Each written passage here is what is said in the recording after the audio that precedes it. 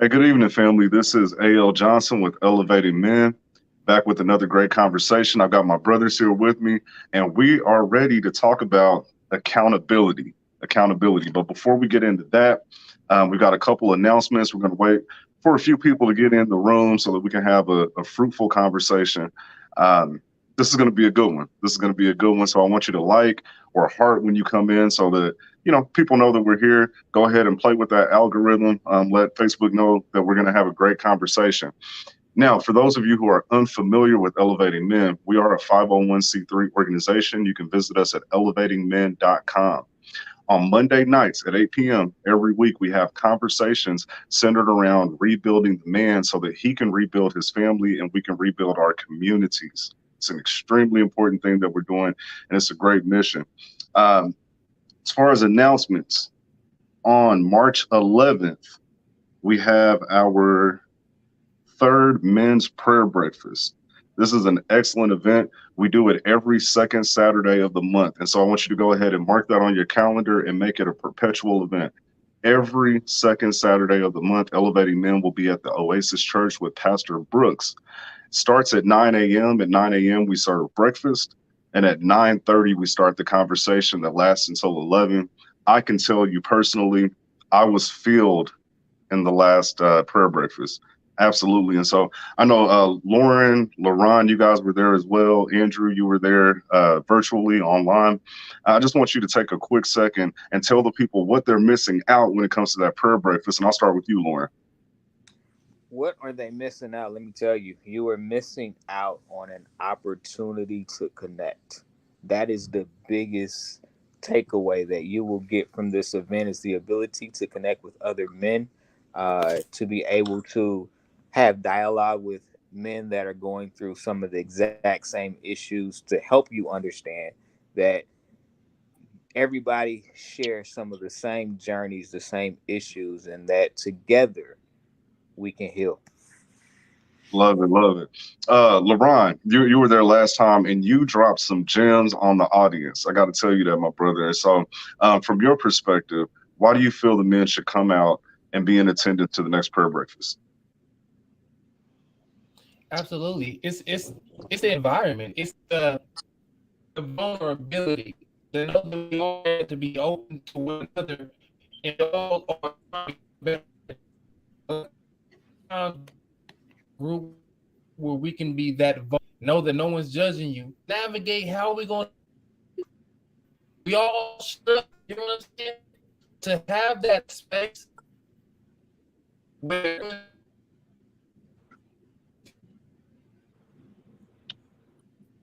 I think he's having some technical difficulties, and so we're going to give his internet connection a break. Not a problem at all. Not a problem at all. Hey, But I'm gonna jump in for him. go ahead for sure. When you come, you will get a. Do you hear me? Do you hear me from LaRon? And I hope that you hear that, brother, because he is solid. Yes, sir. Yes, sir. And so, again, that's the men's prayer breakfast, March 11th. It's at the Oasis Church. The address is 11500 East 53rd Street in Raytown, Missouri. Make sure that you follow the Elevating Men page on Facebook for updates and also subscribe to our YouTube channel. We've been having these conversations for about 2 years. We've talked about everything from dating to raising children to trusting and forgiving yourself. So many good topics. And so I want to make sure that you don't miss out on any of those. Catch up on our archives. The other announcement that I have, mark this on your calendar, April 2nd, our brother Mike Patton, the fit pastor, he's not on tonight because he's busy getting people in shape because that's what he does. But at 7404 Paseo, Love and Unity Christian Fellowship Community Center is going to be the opening of his new church. And so we're excited for him. That's going to be at 9:45 a.m. Mark your calendars, April 2nd, 7404 Paseo. Now, let's get into this conversation. Oh my goodness. So let me tell you what sparked it first. Let me tell you what sparked it. I made a post about a week and a half ago. On that post, I said something very simple that I thought would be a universal truth, but there were people that did not agree. The statement that I made was, we as men cannot be upset on how our children turn out if we aren't there. Simple statement, correct? However, there were some people in the comment section that did not agree. They began to talk about things that women do and holding them accountable. And I reiterated that Elevating Men is a group that is centered around male accountability. The reason that I clarify that is because there is a new breed of content creator. If you're on Instagram, if you're on TikTok, if you're on YouTube, I'm sure you've seen it. There are men who now make a living holding women accountable. My pushback is that we as men cannot grow or become the best version of ourselves if we're always focused on what someone else does. In fact, male or female, anyone, if your focus is on what someone else does, a person that you have absolutely no control over, it's weak. You therefore have no control over your own life. And so that's why we're going to talk about accountability. For those of you that want to read the monologue, I'm going to go ahead and just read that to you, and then we'll hop right into the conversation. It says, since Adam and Eve in the garden, the beginning of time, we as men have found reason to place blame for our actions on others. If we can't find a person to blame, we might even use the words, the devil made me do it. No accountability, no accountability. So as always, I'm going to start off with a few images. We're going to get our minds going. We're going to get our heads in the right place. And then we're going to jump into this. Shout out to Devin Elise. She said, woo, this will be good. Yes, ma'am. Devin is with Lifted KC. She's an organization that's similar to ours that focuses on men's mental health. And so make sure that you follow her at liftedkc.org. Again, while you guys are here, go ahead and like, heart, let us know that the sound and the audio is okay before we get into the conversation, and share this with your network. And so the first image that I want to share with you is a painting that I found that I think is really good. This painting is called The Price of Disobedience. And so this goes back to, like we said, the Garden of Eden. For those of you that are unfamiliar with the story, I think you all know it, so I'll go through it really quick. But God placed Adam and Eve in the garden. He told them to not eat from a specific tree. At some point, the serpent came out. He told Eve, hey, it's okay. In fact, if you eat from the tree, it'll enlighten you. She ate from the tree. Nothing happened, right? She took the fruit to Adam. Adam then ate from that same tree. And for lack of a better words, all hell broke loose. Why did that happen? It was because the commandment was given to Adam, the man. He was supposed to lead. He was supposed to keep that commandment, but he didn't. He didn't. And so this is God casting Adam and Eve out of the garden. That was the price of disobedience. And today we still bear a burden, and there is a price for our disobedience when it comes to us as men leading. When we don't lead, we begin to see the things that burden our community, the crime, the violence, the children that don't have fathers in the home. All of these things stem from our disobedience as men. Leading. When we don't, as I said before, when there isn't a person to blame, sometimes we'll blame outside factors. And so this image here depicts someone holding a mask. And what I interpret that as is the mask that we put on when we want to hide from responsibility, right? So instead of being responsible, instead of being accountable, we put on a mask and we blame others. We say things like the devil made me do it. Now, the devil doesn't necessarily have to be the guy with the pitchfork and the horns, right?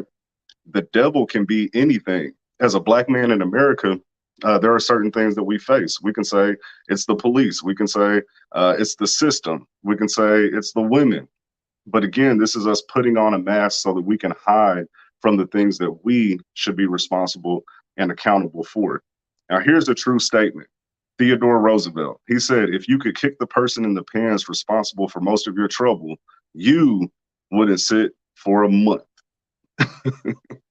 I think that's hilarious. And it's true. It's absolutely true. And then the last one here, accountability is the glue that ties commitment to the result. So that just states simply that if you really hold yourself accountable, you're only going to be committed to the end result. You're going to be committed to progress. And whatever happens in between that, whatever temptations arise, whatever difficulties may come into play, you still hold yourself accountable and you stay committed to that end result. And so I'm done with the monologue. That's it. That's it. And so I want to go ahead and start with my brothers here and kind of get your opinions on the images you saw, see what you got out of it, and we'll start the conversation from there.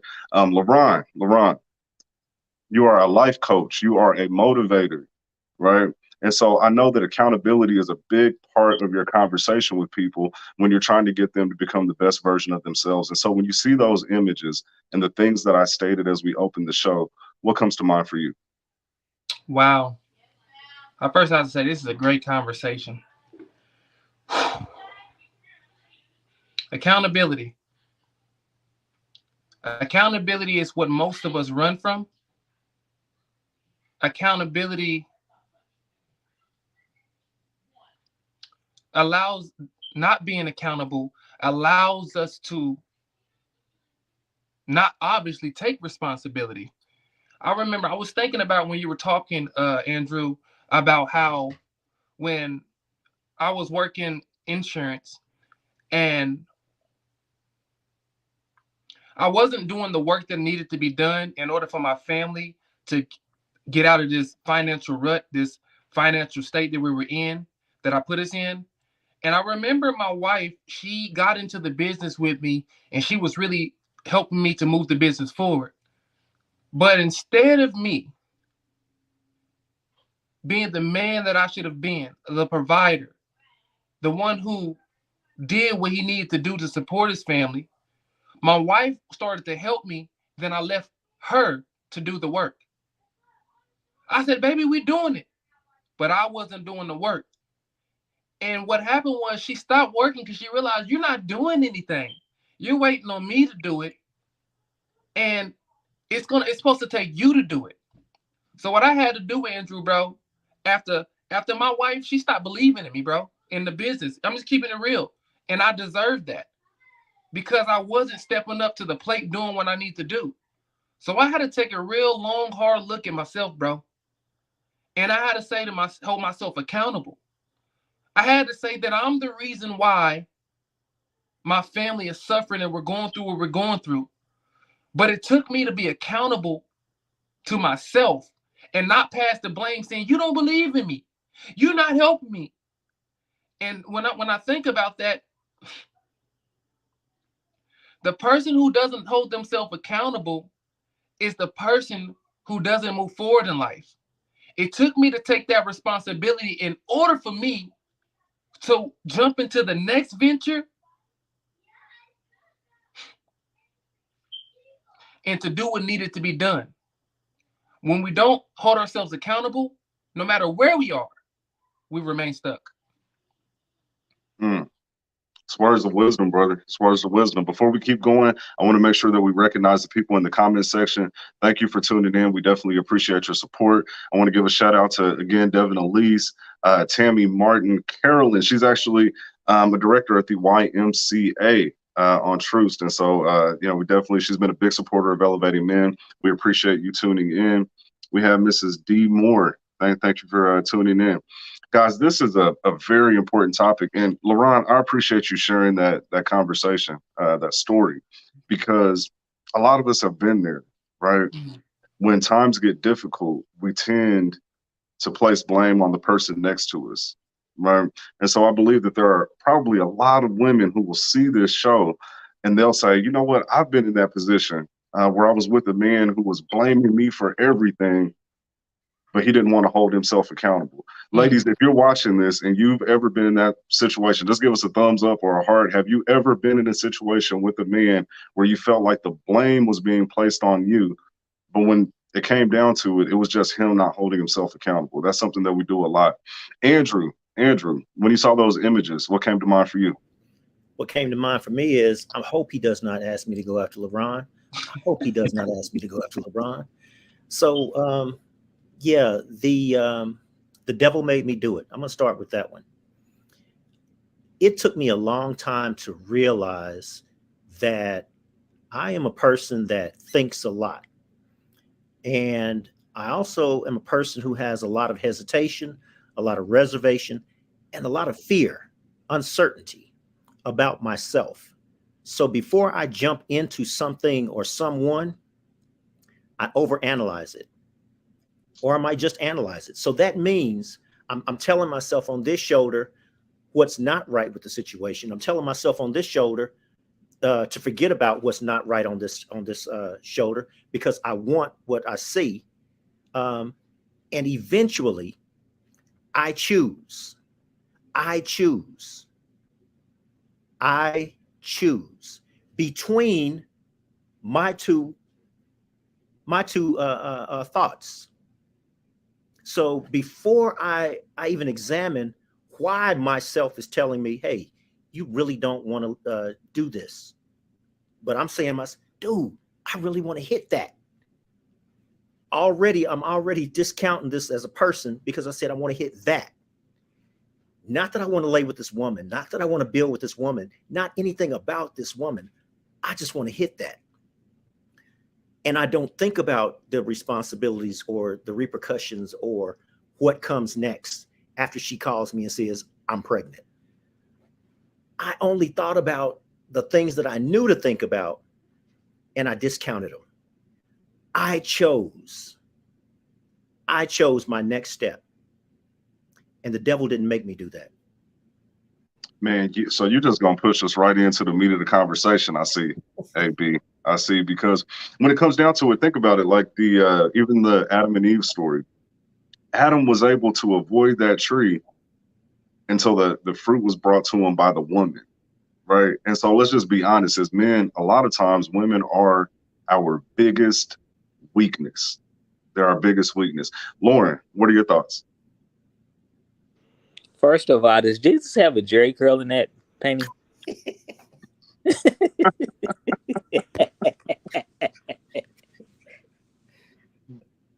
Yeah, he got Jerry curl in that painting. I'm just putting that out there, man. One of Rick James Jerry curls. No, there's 3 words in accountability I want that I take out of the word accountability. The first one is act.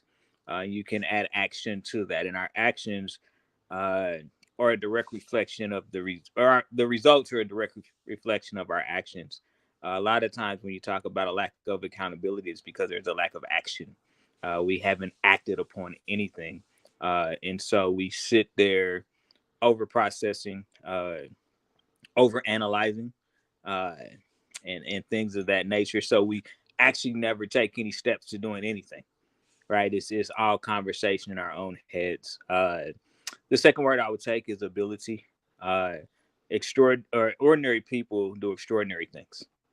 That's just simply put.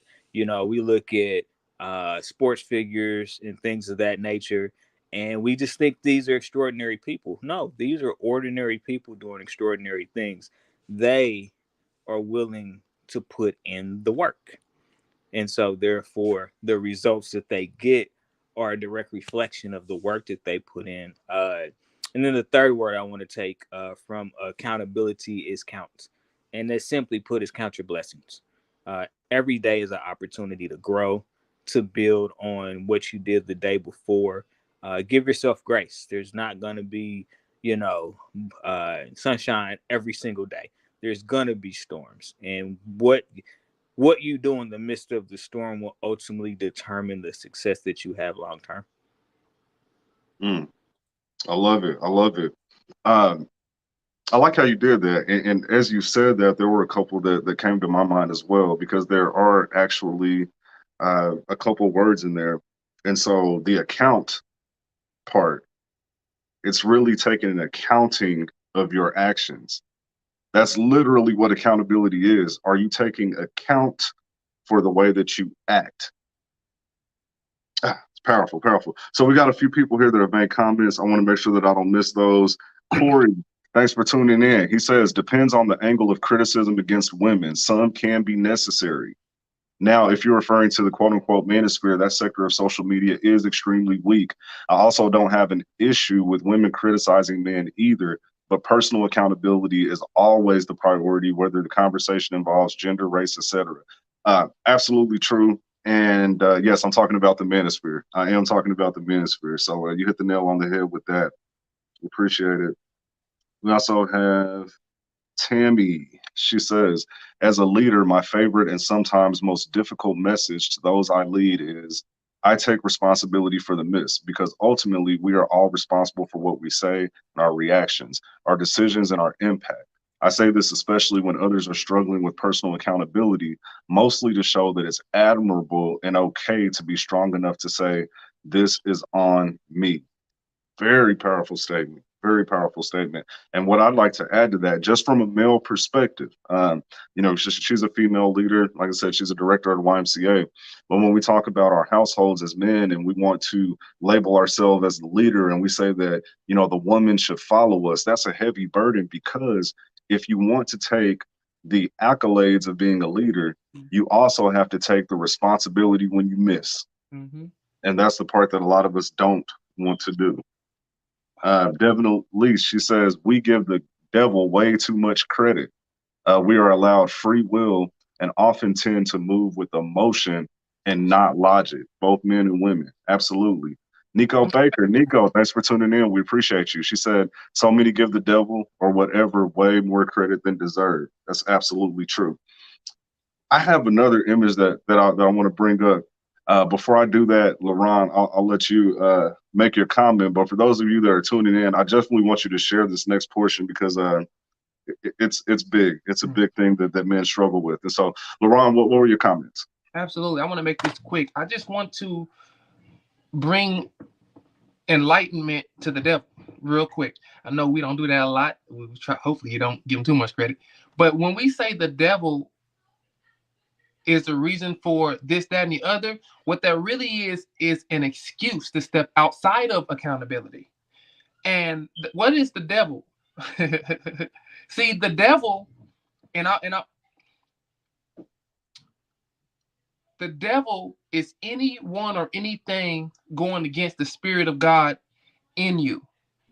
That's the way I explain the devil. Let me say it one more time real quick. The devil is anyone or anything going against the Spirit of God in you, even your own thoughts. The devil, the Hebrew word for devil means accuser, and we accuse ourselves in our own mind. You hear what I'm saying? We attack ourselves and we give ourselves reasons on why we're not doing what we know we need to do. But that's a way, again, to pass the blame. Understand that the enemy, the devil, the only thing that he does is influence us. Our actions as a response to that influence is us at the end of the day. So I just wanted to bring enlightenment to that. Everything that happens where the enemy can't do anything, really, he's powerless. We are the ones with the power. The power is in our actions. So even though whatever may hit us and give us whatever may come towards us and give us a reason why we're not being accountable, ultimately, it really is us. It's our fears, our doubts, our insecurities, not trusting and believing in us to neglect this responsibility so that we feel good about ourselves. It's a security thing. I agree. This is really deep. Because we live in a world where there's various temptations, right? And so many things can affect us in a negative way. And so what I'm bringing up, this is scientific, right? It's just an epigenetic modulation chart. What it says is these factors determine what is brought out of us, right? Our diet, disease exposure, toxic chemicals, drug abuse, exercise, therapeutic drugs, social interactions, all of these different things actually determine how we show up in the world.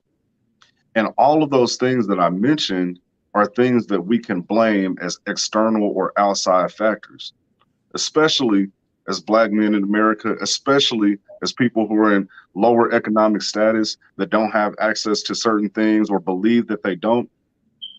What I would encourage people to do is understand that you have more power than you think you do. And so if we know that drug abuse is something that can trigger things in our bodies, do we blame the system that placed the drugs there, or do we blame ourselves for taking them? One of the things that a lot of men say, and we've heard this conversation over and over and over, is that the man was pushed out of the home.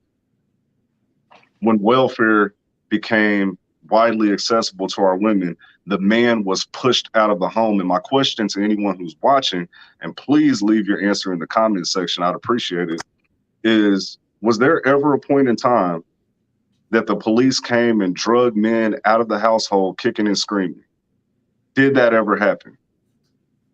Or did the man say that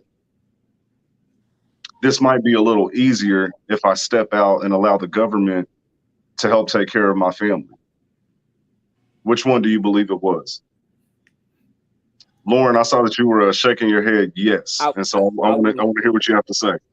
I was just going to say maybe not in recent history, but I would say that those things did happen during slavery. Those things actually did happen where men were physically removed from their homes and, you know, sent to other plantations completely away from their family with no real means to get back, unless of course you walked all the way back, which some men did. So they did have the fortitude to persevere, to try to get back, and maybe that was maybe the beginning, in a sense, of maybe men giving up. You know, not saying that there weren't options, but I do think there was a time where that the physical removal of the black man from the family did happen. Andrew, I'm gonna let you speak to the 70s. No, you don't want to speak to it. Okay, well, forget you then. Yeah. Well, no, put it into context. So, yes, slavery, yes. But what I'm talking about is a specific point in time that we always refer to. We always hear this conversation about the man was kicked out of the home. And my only question is, in that specific time period, not slavery, not before, not way back when, in that specific time period, was the man actually drugged, kicking and screaming out of his home, or did he leave? Because again, this is exactly the same time that we had songs like Papa Was a Rolling Stone.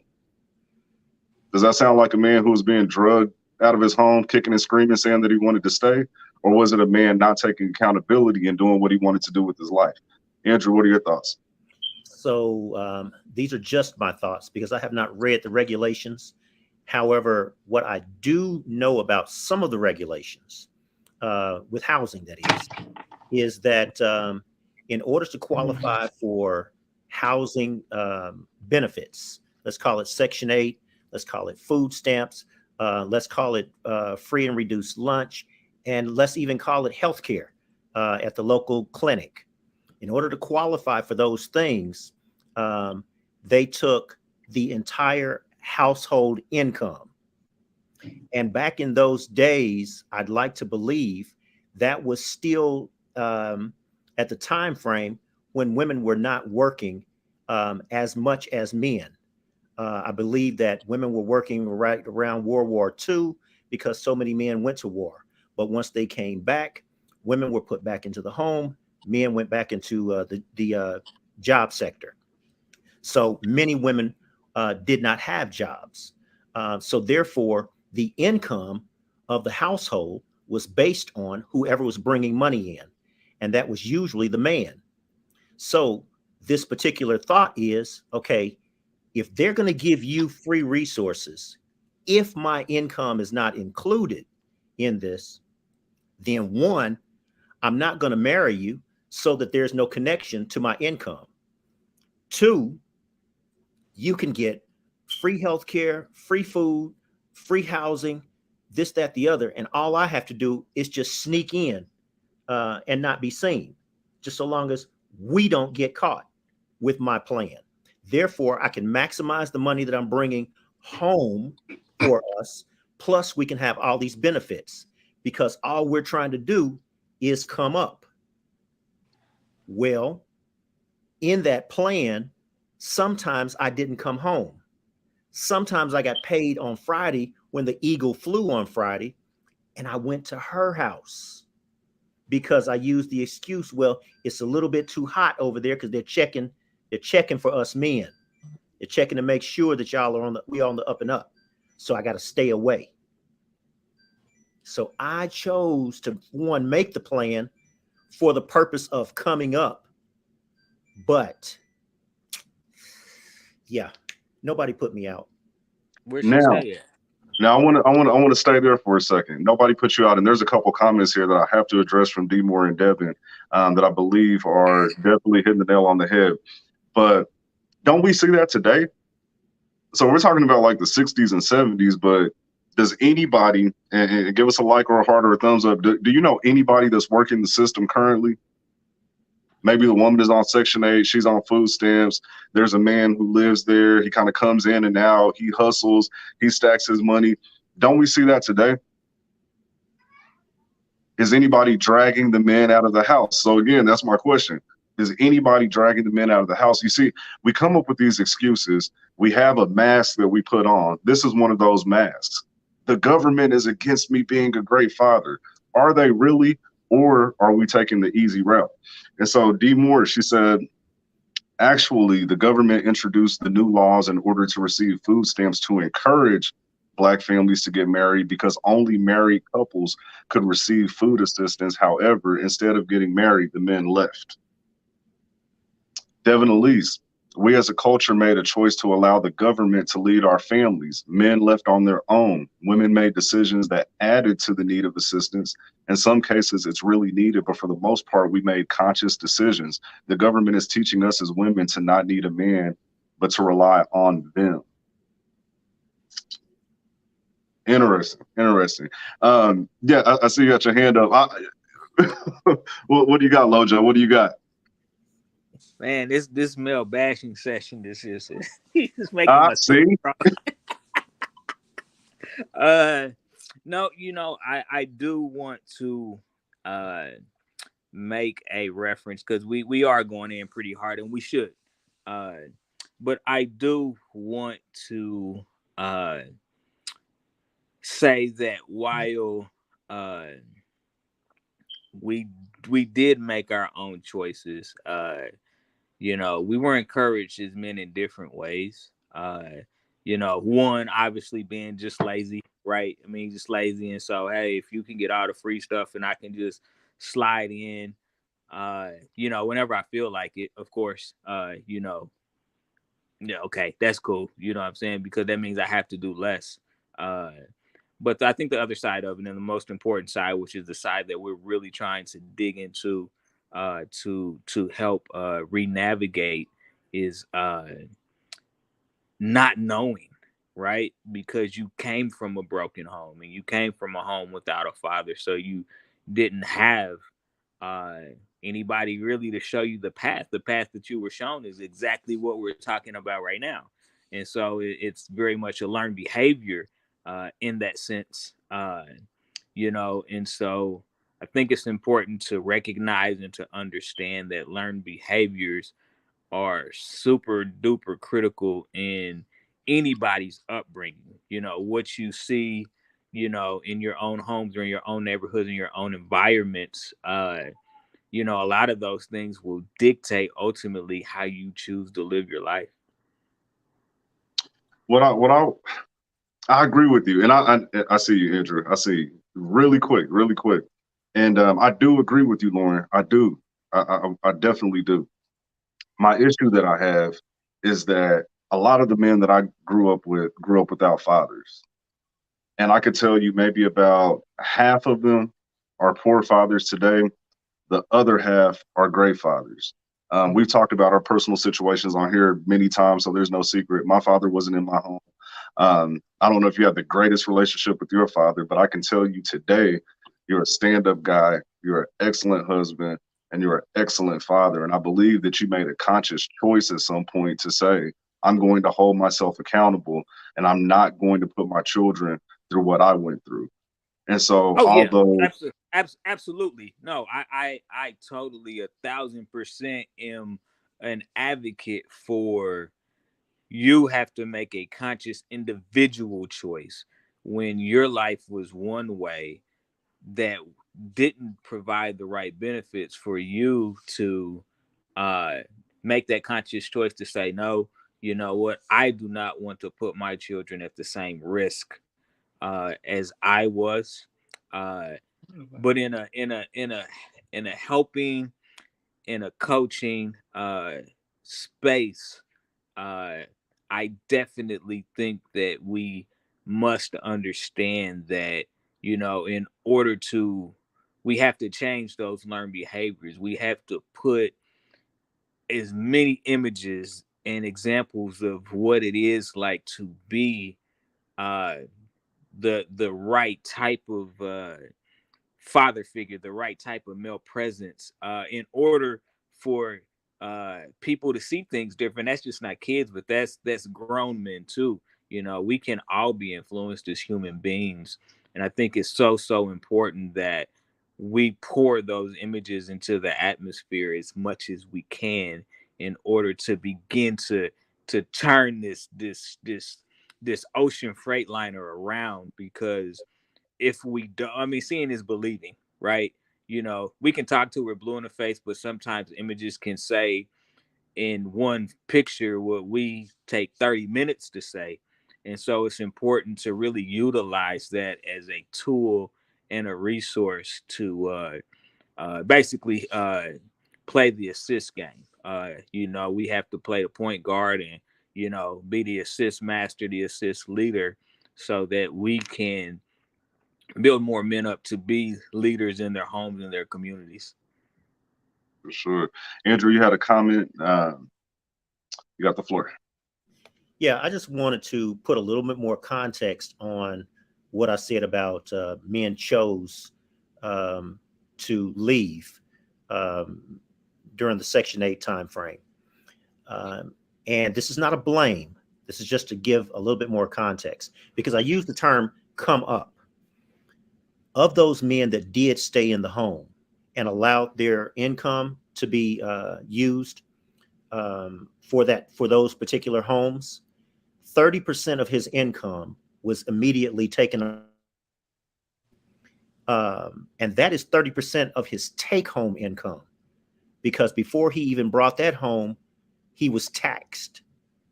And before he was taxed, remember, he was only 3/5 of a man. So his income was not comparable to his counterpart. So already he's operating on this much pay, this much after it's taxed, this much after 30%. He's living in a place, in an area where food costs more. It costs more to ride the bus to get to the food. It costs more to have insurance, if he even has that. It just costs more for him to survive. So his thought is, I don't want them to even know I have this much after they tax it. So maybe we can have this much and you can have this, and then I'll bring it home. So I say all that to say, maybe that was that opportunity for the devil to say, because the devil, the way that I understand this devil dude, he actually asked God, say, yo, God, can I mess with Job? You know, can I just see how faithful he is? And God was sitting right next to him and say, yo, dude, that's my boy. That's my boy. You just don't touch his soul. Because I got a bet on him, though. Yo, he's going to stay faithful. The devil said, hey, dude, keep your money. I just want to find out if he's going to do you or if he's going to do him. Not me. If he's going to do you or if he's going to do him. So when those temptations are put in front of us, you know, it's like, are you going to do that or are you going to do you? Not me. I just put the temptation in front of you. For sure. For sure. And it's interesting because, like I said, when we go with this whole Section 8 thing, it still happens today. Mm-hmm. Right. And so like we can go back and, you know, we have to go back for context, but this still happens today. I know several people in that situation. Right. And I don't know that the man is, you know, technically saying, you know, this is going to be our way to come up, as much as he's saying, I don't like this burden and I don't want to be accountable or responsible for all of these things. Inflation is through the roof right now. You know, depending on what type of job you're in, a lot of layoffs are happening. There's a lot of things that we're up against. But my whole point is that as men, if we hold ourselves accountable, we can find a way. You know, there's a solution to every problem. And so there's a couple comments here. I definitely want to go through that. We appreciate you all. Keep the comments coming because we always go back to those to add to the conversation. Corey said, boy can hit the nail on the head. I believe he was talking about your context of the past. Kareem Jackson. Definitely follow Kareem Jackson. Kareem Jackson is the owner of Black Kansas City Magazine. He's a big supporter of ours, and so we like to support him as well. He said, I had that and I did that. If you're still tuning in, if you could just give us some context, because I want to make sure that I know exactly what that was about. Corey, he said it's still happening to this day. And so, he sees that as well. He sees that as well. Tammy says, I've worked with many women who lost Section 8 because they found out about men. Yeah, they were conning the system. They were working the system. Devin said, of course, there are those rare cases when the assistance is needed. Absolutely. Absolutely. And so what we're talking about, for those of you that are just tuning in, we're talking about male accountability. We're saying that no matter what happens, if you hold yourself accountable, you are only focused on the outcome. And it doesn't matter what temptations or difficulties may come up, you will find a way, you will find a solution if you hold yourself accountable. There's an image that I want to bring up really quick. And this is a conversation that we had at the last men's prayer breakfast. And so for those of you that missed the opening dialogue, every second Saturday, we have what's called the Man Cave Prayer Breakfast. It's at the Oasis Church in Raytown, Missouri. It's where we have men congregate. We have breakfast. It's free. It's open to the public. But we have similar conversations to these so that we can get men to open up and really be able to address issues that they're dealing with. And so this image here, like we said, Andrew kind of cracked this open earlier, and we skipped over it to come back to it. But he talked about men and our lust and women being our weakness. And so this is something that I find very interesting because, as Corey talked about in the manosphere, there's all this conversation about the women. So ladies, I need your help on this.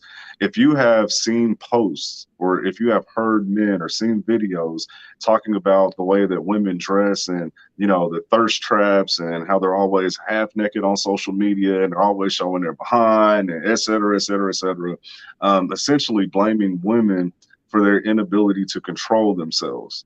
If you've ever seen that, just give us a like, a heart, and make sure you share this with your network because we want more people in the conversation. I want to show you guys something, and I want to get your opinion. All right. So this young lady here, her name is Bhad Bhabie. And if you remember Dr. Phil, she was on there years ago. Maybe at the time she was 13 or 14. She was a troubled teen. She became famous because she said, "Cash me outside." Right, you ever heard that, the Cash Me Outside girl? This is her, Bhad Bhabie. Well, when she turned 18, she got an OnlyFans page, and she made $52 million in the first year posting sexual content. Her subscription price was only $23.99, and so that means that over 2 million people, which I'm assuming, so I don't have the statistics. I'm assuming the majority of them were men, right? Now there's a conversation today that says, women are, putting themselves out there too much and et cetera, et cetera. My question is, who's wrong in this situation? Now, maybe she should hold herself accountable, but this is elevating men. We're talking about men. Maybe she should hold herself accountable. Maybe she shouldn't put herself out there that way. But what about the over 2 million men that pay that $24 a month to see it? Are they accountable? I blame her. I blame her daddy.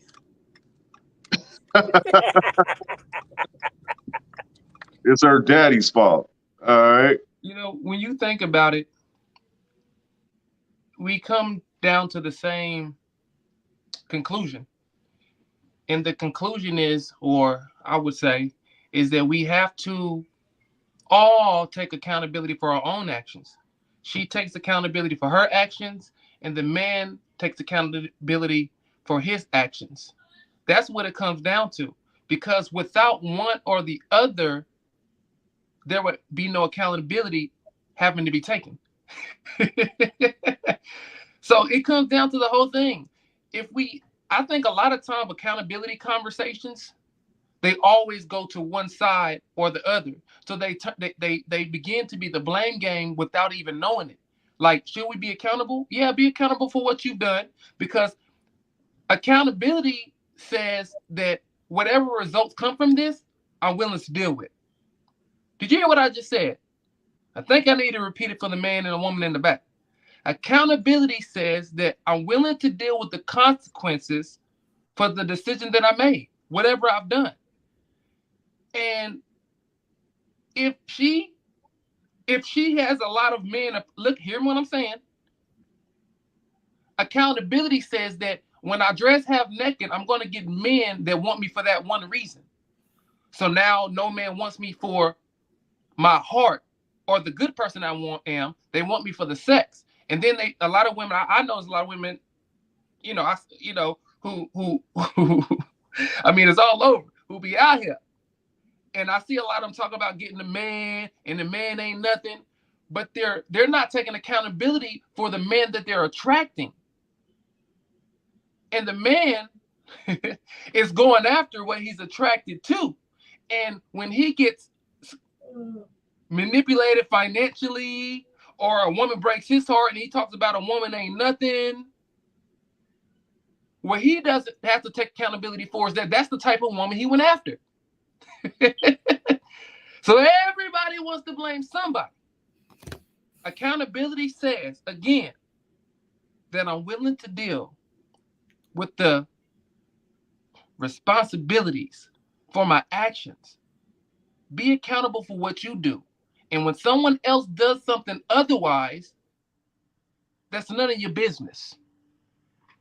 All right, I ain't mad at that. So look, so Kareem, he said, he said we're too judgmental. Let them do it.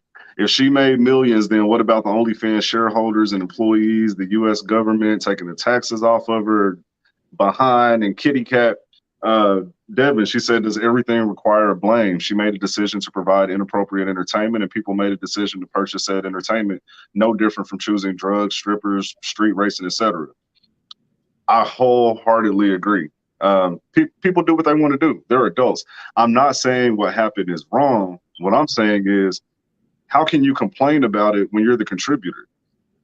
It makes absolutely no sense to me. How can you complain about it when you're the contributor? It's only when that one person is not contributing. People like to blame other people. People like to curse other people. People like to condemn other people. Is that one person? Okay, I'm sorry, I got that, Andrew. Go ahead. For sure. Go ahead, Andrew. So would somebody look up the definition of appropriate? Alexa, define appropriate. Oh, my bad. Yeah. And the reason that I say that is, would you put Kareem's comment back up there where he says we are too judgmental? The way that I'd like to read that is, then what about the OnlyFans? How about this one? Those who shared her, because this, let me give some context. There was a time when women could not make money off of their body. Their pimps could. And there was a time women could not get food or anything because of her body. But the person who was sharing her, those shareholders, they shared her with their employees and taking taxes out of her. There was a lot of, or back in a certain time frame, women would have given their body to millions of people, and that's an overstatement, but tens of people for nothing, just because those men could take her. So nowadays, because that man has taken her and left her with what he released, his deposit, thinking that was enough for her, some women have decided, you know what? I am going to take what they have before they take what I have and leave me high and dry. And that's just my opinion. Yeah, I agree with that. I agree with that for sure. For sure. Lauren, what you thinking, man? What you thinking? You've been making some faces over there, bro. What's going on? So I want to be careful. We talk a lot about why does anybody have to be blamed, right? And I think we have to be careful, because I do understand the notion of wanting to protect the given party because it's none of your business, right? None of your business. Stay out of my business, I stay out of yours.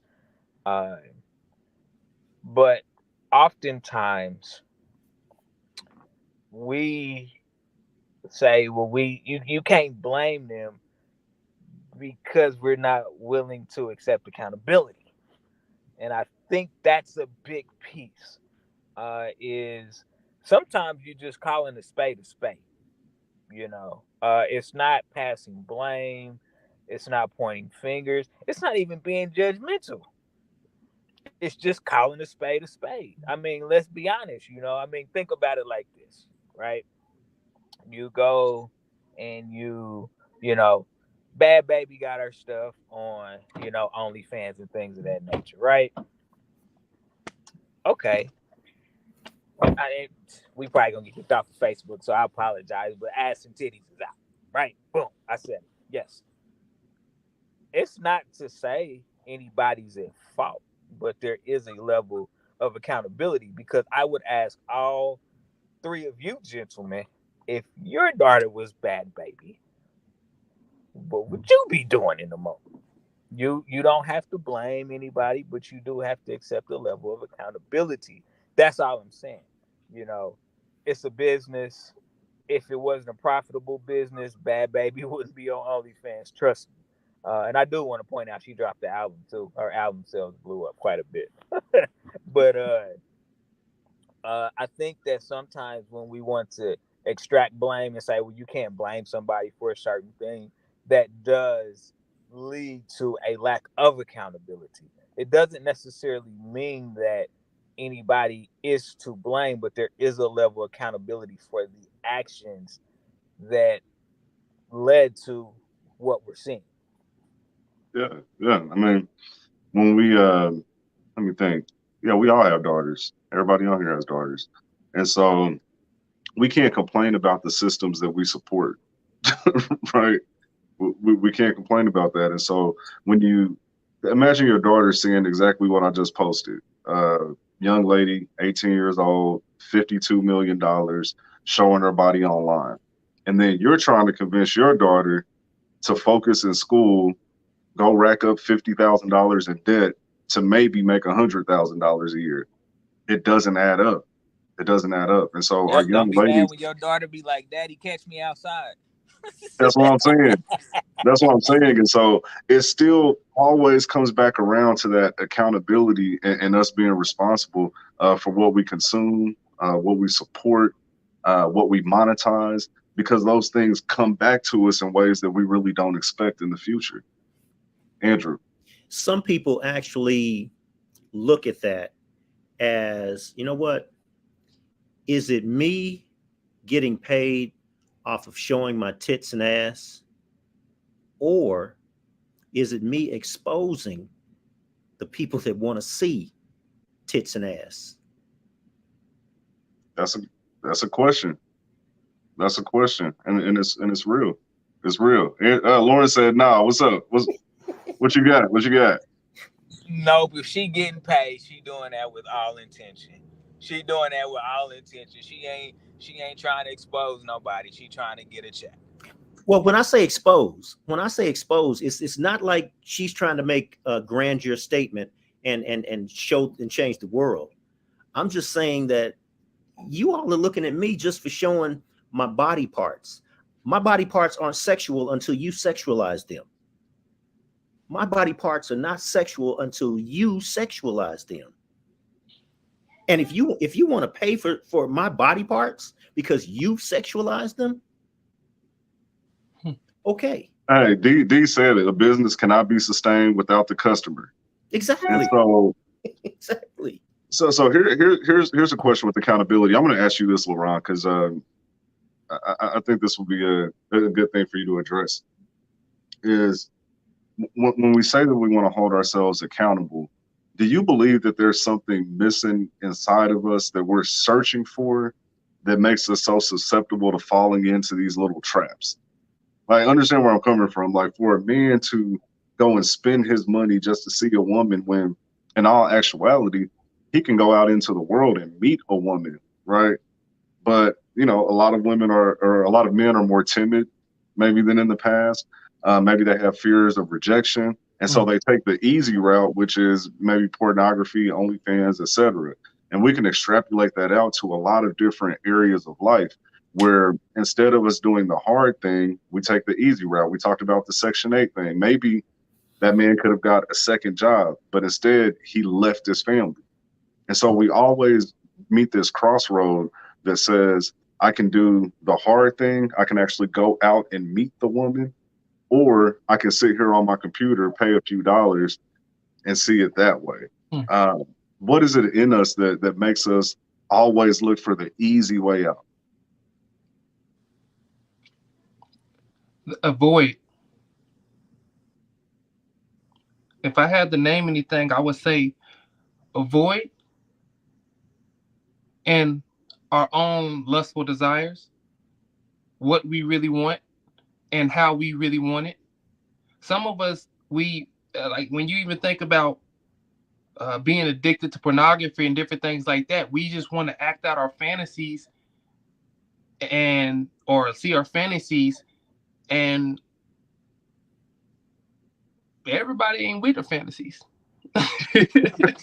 Let's just keep it real. Can we keep it real here? Everybody ain't with our fantasies. There's something that we're looking for, and some things we're embarrassed about, some things we don't want to share, some things people will talk about us, we want to keep secret, and we're embarrassed. So we search for all these things. We search for these things in different things, if I can say. We search for something to fill that void, something to make us feel whole. That's really what it is. We're searching for something, a feeling. You know what I'm saying? A fleshly feeling. And even watching pornography gives you a fleshly feeling. I used to be addicted to it. Yeah. And so I understand that we're looking for something. There's a void. We think that we can get more from this thing. We're trying to feel something. And like I said, a lot of times it's our flesh. But I figured, can I just keeping it real with you? When I was stuck, I was stuck for years in high school. Years. Could not get out of this thing. And it was because I didn't get it, or I didn't feel that I was going to get it as well from someone else. And I wasn't out there spreading myself around to everybody. So I wanted to feel something, as you know, what I was feeling. But it was void. Can I keep it? That's what I keep going back to. We're missing something, Andrew. We want something. We want to feel something. And lastly, not just from the fleshly feeling, but from the emotional feeling. You hear me? We want to feel emotionally. We want to feel something emotionally as far as when it comes to our minds. We want to feel something. Like I said, and the feeling of, what am I looking for?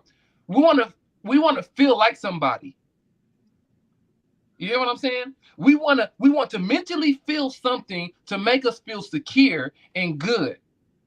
And that right there, like I said, we're just missing something, man. We're out of tune with ourselves. So what, Andrew, I'll go to you next. If you could jot down your thought, because I don't want you to forget it. This is really, really quick. That saying, an idle mind is a devil's playground, is true. And so, Andrew, there's actually an analogy. We've had this conversation. So I want you to give the analogy about playing basketball. I think you know what I'm talking about. But can you apply that to this situation, please? So growing up, I didn't discover myself until like the 10th grade. However, I also found out after high school that I was not thinking about sex every 6 seconds, like statistics state. Because when my mind was actually engaged in things that had me wound up, filled with myself, proud of myself, happy, engaged, like playing basketball. I wasn't thinking about sex. I wasn't thinking about sex at all. Playing chess, playing baseball, anything that had me winning or had the opportunity to win, I was fully engaged. Sex was nowhere near my mind. And once I was done with that, I was worn out for the rest of the day. Kool-Aid was the best thing for me at that time. I had a conniption fit if we were out of Kool-Aid or out of sugar or out of both. But sex was not always on my mind. There's a comment here from D Moore. Andrew, I'd like you to stay on the same path of thought. That's where I wanted to go. Okay, so I'm going to put her comment up and I'll let you address that. There you go. Do you by chance have the hierarchy, a picture of the triangle or the pyramid? I don't have that loaded up right now. So let's be honest. No, I take that back. Yes, I do. Yes, I do. Here it is. Yeah. So that fourth rung, a lot of us are born into that fourth rung of seeking respect, having respect for ourselves, self-esteem, status, recognition, all that sort of stuff. That's what we're born into. The 3 rungs below that, we don't know anything about those things. We don't build any physiological needs because they're already provided for us from 0 to at least 18.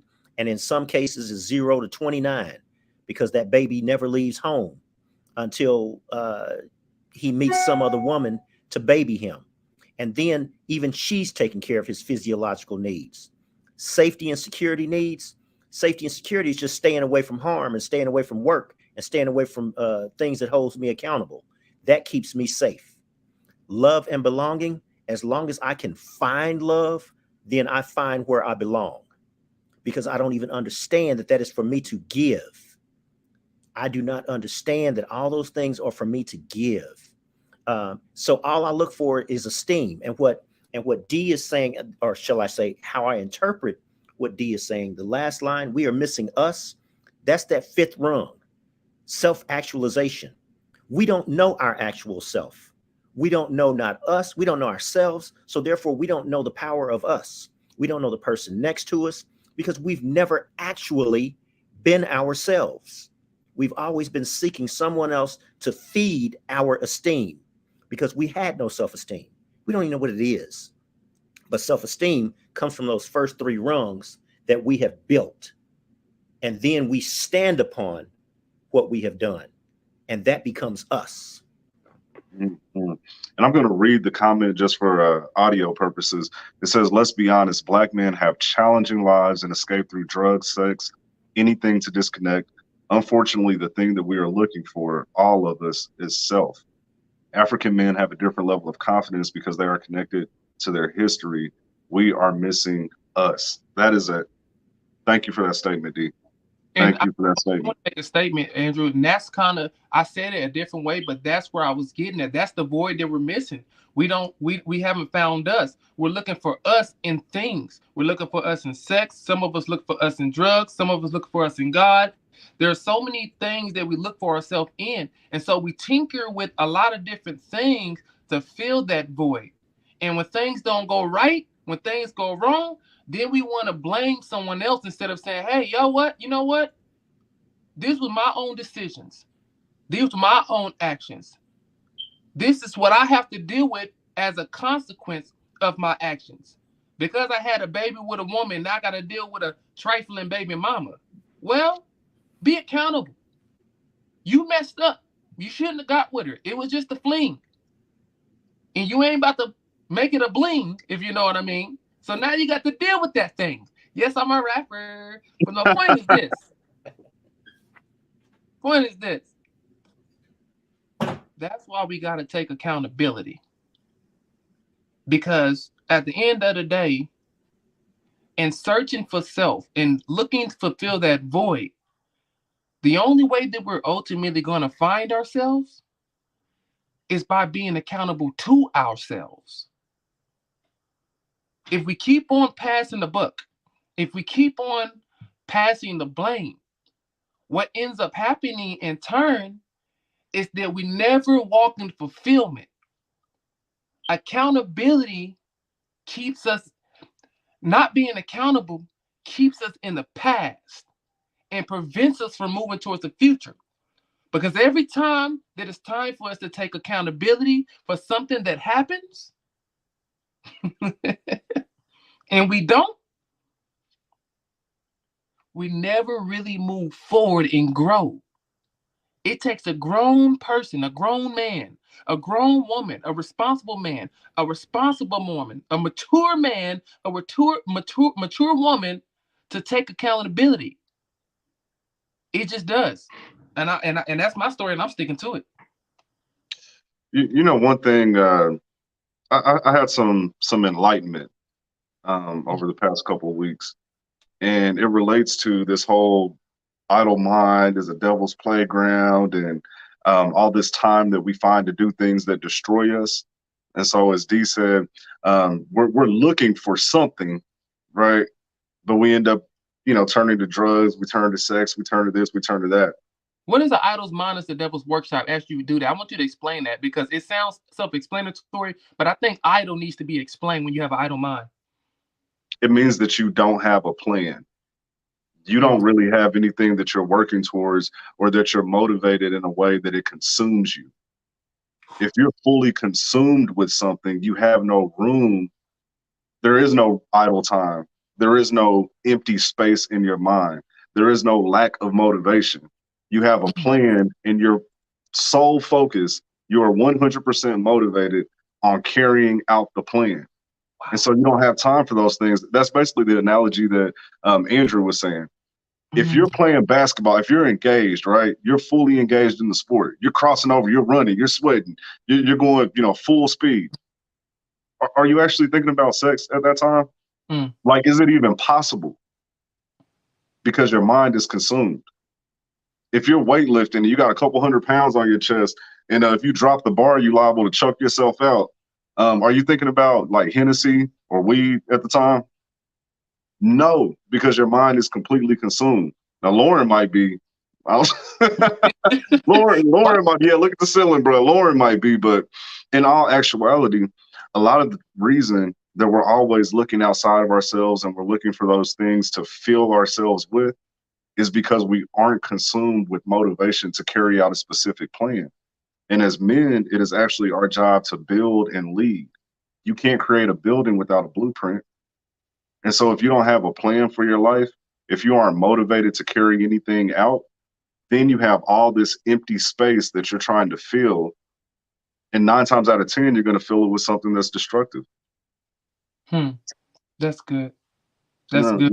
An idol's mind is the devil's workshop. I want to make a statement right before that. That's okay. Sure. That's so true, Andrew, bro, because when I think about it, and I hope I ain't taking too much off the conversation, but that's what I found myself in an idle mind back in high school, and even after a while, is that I didn't know who I was. I didn't know where I was going. I didn't know what I was supposed to do. So I found myself at home in front of the computer, not fulfilling purpose, not knowing what it was. And like I said, I didn't like that I was stuck. I was stuck trying to get out of that. I didn't want to be stuck in pornography. I wanted to get out of it. It freaking sucked, bro. Like, it was a battle for me. But honestly, yo, and I thank God for this, I took accountability. I knew it wasn't right. I knew it was harming me. I knew that it was more than just looking at something. It was affecting my soul. And if I can be honest with you, if I can be really honest with you, because of those addictions in the beginning of my marriage, it was a problem. You hear what I'm saying? But I had to go to my wife one day and I said, baby, forgive me. Forgive me. Because of my pervertedness, because of my addictions, I was expecting things out of you that wasn't even me. It was because of something I saw. So I had to hold myself accountable to my wife and tell her, I'm sorry, baby. But because of that healed our marriage, that healed that area of our marriage and allowed us to grow. Accountability will free you. I agree. We always ask, you know, why are young men so lost, right? They are susceptible to negative influences. They are looking for something. And we always talk about the 0 to 20 age group. you know, the 20 to 40, the 40 to 60, the 60 to 80, the 4 quarters of life. And what I believe now is that the sole reason our young men are so lost and they're seeking so many things, whether it be women, drugs, partying, whatever it is because they don't have a plan. And they don't have a plan because the adults who are leading them are living life without a plan. We don't know how to plan, and we don't instill that in our children. And so we're in this world with all of these different stimulations, all of these different sources of entertainment. And so when you have that idle mind, you're automatically looking for something. That's why most of our children are just staring at a tablet 90% of the time, because they have no plan. There are children who are 13 who are starting businesses, who are making adult money, right?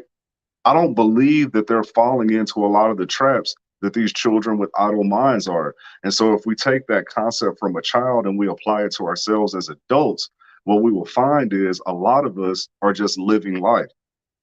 We're just going through, we're drifting.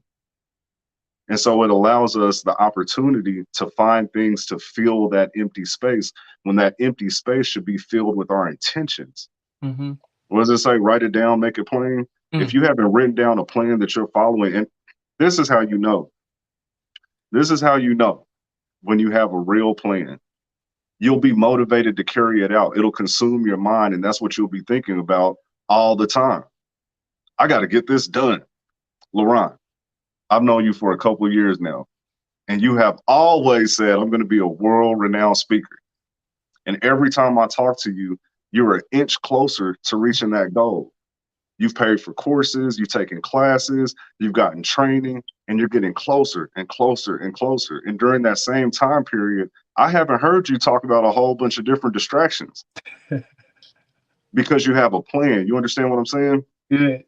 And so for any men who see this or who are watching this, and even the women as well, if you find that you have all of this empty space in your mind that you're constantly trying to fill, whether it be through dating, whether it be through drinking, whether it be through smoking, whatever it is, ask yourself a real question. Do you have a plan for your life? Is it a plan that actually motivates you to your core? And is that where you're focused 90% of the time? Andrew, what are your thoughts? You look deep in thought. No, I was just reading Corey's last thought about where structure begins. And yeah, so it goes to kind of what you were saying about what was the topic when you said when you made that post that got so much scrutiny? Oh, I said, as men, we can't complain about how the children turn out if we aren't there. Yeah. So here I read Corey's comment: active roles from both parents. Active. That's the first word. Active roles from both parents are more necessary than ever. And then he goes on to say, you know, media will have elevated influence, sex, drugs, entertainment. Basically, that single parent does not have more than 24 hours in that day after they work for 9 hours, after they transport to and from work for maybe 2 hours, which gives 11 hours, after they come home and try and sleep for maybe 6 hours, after they do everything that they have to do, then they have to try and help you make a plan. Then they have to try and help you. No, usually it's leave me alone. Go get that PlayStation that I worked so hard to buy you, so that it can keep you occupied, so that it can program you. You know, we gave you plenty of games. Go get on whatever. Leave me alone. Give me some time. You know, and that is that time where that mind is being programmed, and we just don't understand. I'm a words person, and we're talking about accountability. Accountability is a subset of a different word called account. And that account, what can you account for? Meaning, okay, what have you accumulated? What have you achieved? What have you have done? What is around you? Because you're the center of all that's around you. So if there's mess that you can account for, if there's chaos that you can account for, if that toy that you can account for, that person that you can account for, What have you placed around you? Because that becomes your accountability.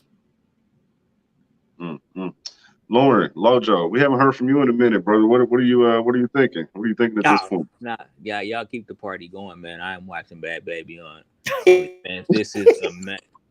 Where's my blunt and my? Oh, my bad, my bad. Oops, my bad, my bad. Whew. Y'all didn't hear none of that, did y'all? Oh man, quit watching OnlyFans, man. We live.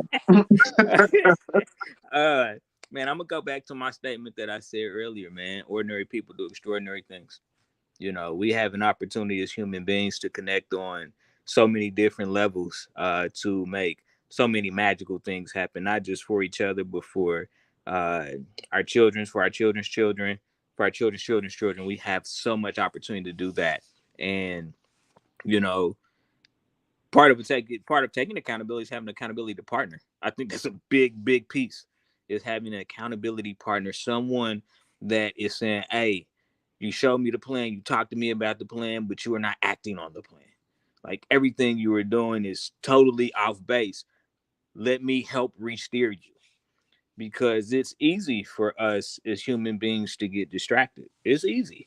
Even when you have a plan and even when you're focused, sometimes it doesn't take much to distract us for a small amount of time. That small amount of time becomes larger and larger and larger until we just kind of get off track for a minute. And you know, you have to give yourself grace when that happens, and having an accountability partner, someone that can help re-steer you when they see that you're getting off base, is very important.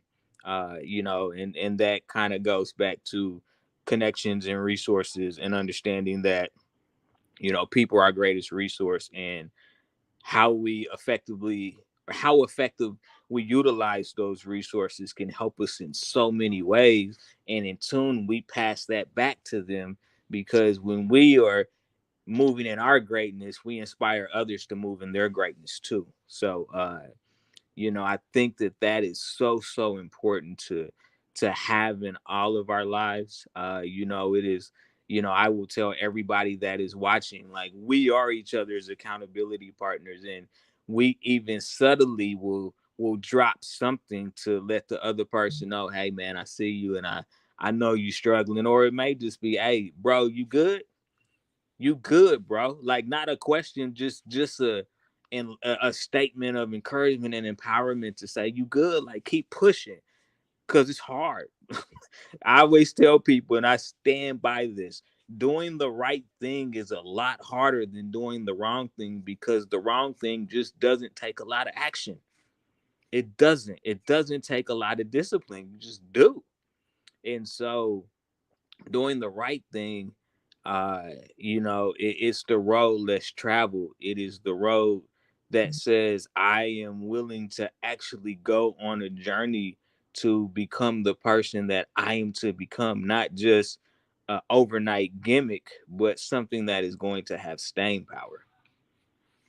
Love it. I love it. And for men who need an accountability partner, and I'll come to you next, Andrew, come out to the next Man Cave Prayer Breakfast. And this is important. And ladies, if you're watching this and you have a young man in your life, I'm talking husband, I'm talking nephews, because it's open for all ages. As long as they are a male, we want them there. The Man Cave Prayer Breakfast. It's going to be March 11th, 9 a.m. to 11 a.m. at the Oasis Church. Bring them so they can find some accountability partners, because that is so important. Andrew, you had a comment. Okay, so you all probably don't know what I'm about to talk about, and that makes me mad. I don't watch television dads of today. After the Cosby Show went off, I stopped watching television dads. But I'd like to ask you all a question, and of those who might have an idea, which son, hypothetically, would you have wanted to be? Lamont Sanford, dang it, I forget George Jefferson's son's name, or JJ. None of them. I want to be Theo. And the reason The Huxtables. Yeah. I use those three is because back in that era, those were the television dads. And today, I can actually look at each of those fathers in a different perspective. For me, I pitied Fred Sanford because he was a trash man, and that's all that was around his world. Now, there was nothing wrong with being a trash man. There was nothing wrong with he was an entrepreneur, and now that I know exactly what men do with that, is they actually go, they take that stuff and they find the value in it and resell it, and the profit margin in that is as astronomical. So I get that, but television only showed me that he was just a trash man or a garbage collector. That's what television showed me. So that's all I saw in him. I didn't see the entrepreneur. Now, George Jefferson, all television showed me was he was an angry man who was only about the come up, the dollar. So therefore, that anger said, hey, not only do I not have time for you, Weezy, I don't have time for my maid, I don't have time for Lionel, my son. I don't have time because I'm on the come up. And now that I've moved to the east side, I'm finally somebody. Okay. I didn't want to be him. And I did not fully understand James Evans, but he stayed in the home.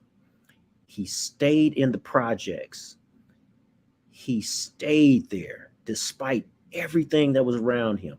It was killing him daily, but he stayed there, and he used his strength to fight things that were coming into his house or that his sons and daughter were about to go towards.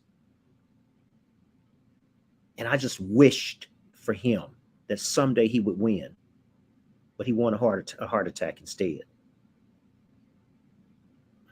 He was accountable. He covered his family. I see that.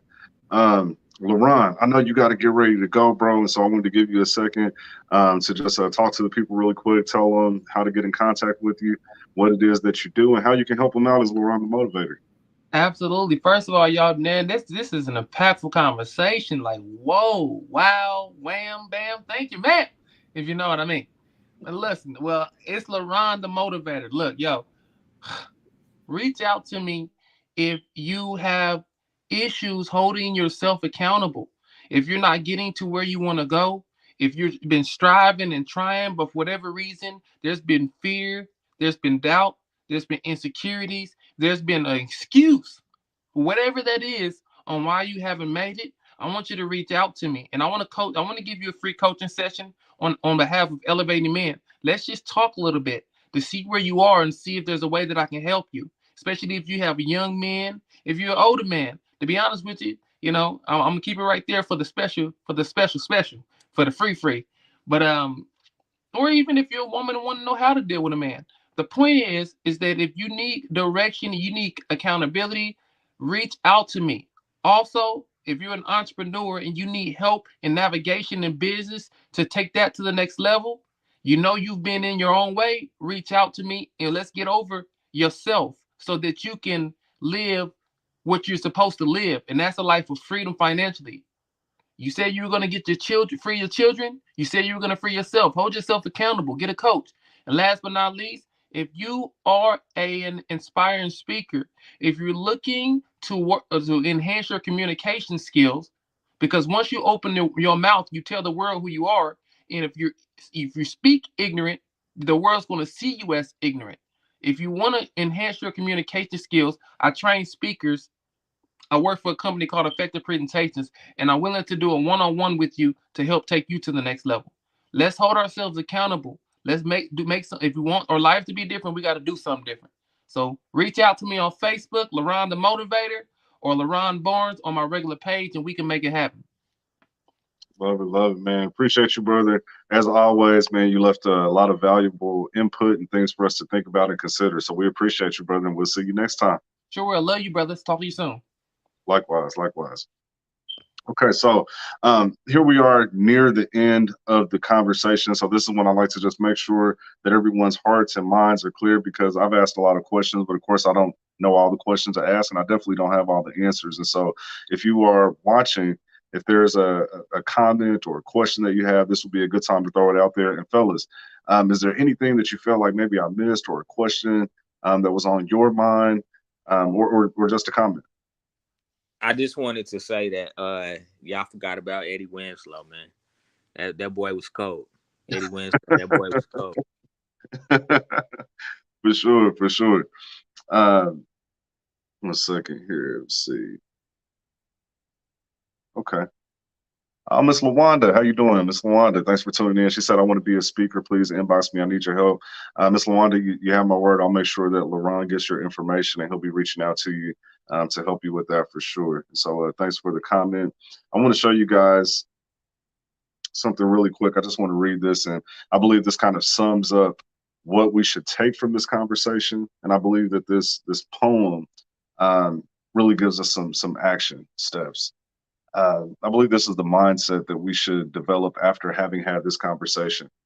It says, I choose to live by choice, not chance, to be motivated, not manipulated, to be useful, but not used, to make changes, not excuses, to excel, not compete. I choose self-esteem, not self-pity. I choose to listen to my inner voice, not to the random opinions of others. Accountability. That's what it's about, people. That's what it's about. Well, listen, I appreciate all of you all for tuning in. We will be here again next Monday at the same time, 8 p.m. Make sure that you subscribe to our YouTube channel at Elevating Men, so you can catch up on our archives where we've had many a great conversation. And so we want you to be a part of those as well. Andrew, you had something you wanted to throw in? I'm hoping that one day we'll talk about motivation, because I myself have heard this before a lot of different ways by a lot of different people. Information has always been around me. Plans have always been around me. I've always had opportunity, but I wasn't always self-motivated. I was not always motivated. There was something missing still that would not allow me to become me in every situation. So I hope that we start to talk about that missing piece also. That's a good point. That's a good point, because we do, male or female, we hear have a plan. We hear, be motivated, go after what you want. But for a lot of people, there has to be some trigger. And what we don't want is to be that person that trigger has to be some catastrophic event. And so for some people, it's a near-death experience. And then it's like, oh, no, I've got to be different now. Or someone close to us loses their life or passes away. We lose a loved one. And now we want to be motivated all of a sudden. How can we find that missing piece sooner? I believe that's what you're saying, right? Yes. I love that. I love that. I love that. Lauren, any last words from you? Final thoughts? Let them know who you are and what you do. Lauren Jones, aka Lojo Speaks, aka Lojo the Car Pro. Let's make a deal to get you in a fresh pair of wheels so you can keep paying those bills. Lopez Boys Auto Sales, holla at your boy. Tell them about the car finding program real quick. Yeah, so the car finding process can be a hassle. It takes up a lot of time, and sometimes people don't get new cars because they just don't have the time, or are just overwhelmed by looking for a new car. So I have what is called a green light buyers program. If you are ready to buy and just want someone to do the car shopping for you, I will send you a form where you provide the criteria of what you're looking for, and then we will work together, and I will go out based off the criteria you provided and find that car that you are looking for and bring it in house for you to take a test drive and fall in love with it. Love it. Appreciate it. Andrew, can you let them know what it is that you do, how to get in contact with you? Restin2050.org. Dinner and Dialogue on Facebook, but more importantly, restin2050.org. The children's book is about to drop. I'm excited. Found a publisher. We talk Wednesday. Hopefully the story will begin. And I'm hoping each and every one of you all understand that we are the restoration. Thank you. Thank you. And I'm A.L. Johnson. I'm the owner of A.L. Johnson Life Insurance Agency, where we focus on providing families with an opportunity to leave behind generational wealth, a guaranteed way of leaving something behind for your family. And so I help families with life insurance, whether it's term, whole life, universal life. I've been doing this for 14 years now, so I'm very knowledgeable and I can answer any questions that you may have. If you have any questions as it relates to life insurance and leaving behind generational wealth for your family, I love you for you to reach out at aljohnsonlifeinsurance.com. Is that Max? That Who was was that? Mad Max. That was Mad Max swinging in. Man, tell them Elevated Men said what's up.